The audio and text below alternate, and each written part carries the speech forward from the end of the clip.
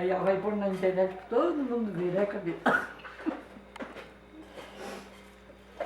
Mostrar a pipoca, Camila. Como é que é isto?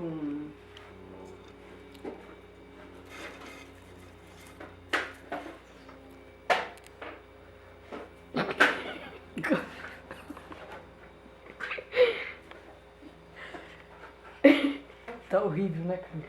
Tá linda, Tá né? linda a panela, né? Olha isso, que é um pouco de pipoca. Mostra a pipoca, tá?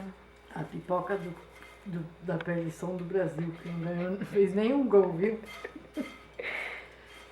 O bom do jogo do Brasil foi só a pipoca, porque o resto. A Camila que falou. O resto do jogo foi um lixo. Tchau, Isa. Um beijo, fica com Deus e até qualquer dia, se Deus quiser.